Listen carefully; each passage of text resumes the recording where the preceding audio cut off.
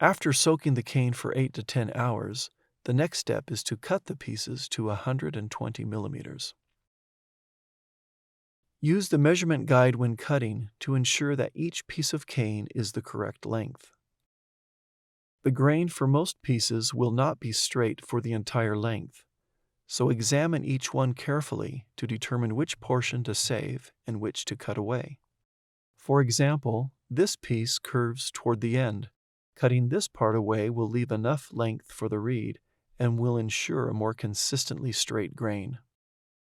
This piece curves at both ends, but still has enough length in the middle to be usable. Cut this end first, then turn the piece around and cut off the other end to the correct length. This piece is problematic because cutting away the curved portion won't leave enough material for a reed. Place the piece under the cutting blade and press down on the handle.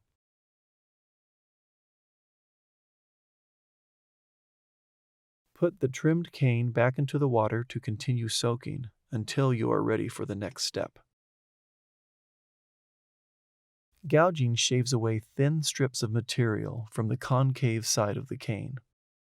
Most machines are set to gouge a piece to 50 thousandths of an inch thick. A thickness of 49 thousandths to 51 thousandths is acceptable, but the goal is 50. Press the levers on the ends of the gouger bed to release the clamps from the open position to the closed and locked position. Press the lever on the front of the gouger to seat the piece of cane. Lower the gouging blade into place, resting it somewhere near the middle of the piece of cane, and slide it back and forth until the gouger no longer removes material. Press the side lock releases to raise the clamps to the open position. Pressing the lever on the front will allow you to remove the blank from the gouger bed. Use the micrometer to measure the thickness. This piece is 52 thousandths of an inch here, but 53 thousandths of an inch here. Turn the piece 180 degrees, place it back in the gouger, and remove the remaining material. This gouger is designed to create an eccentric gouge as opposed to a concentric gouge.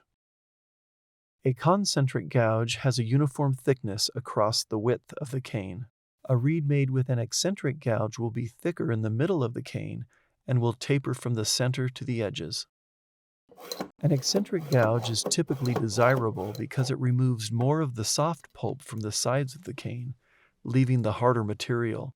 This creates stability in the finished reed.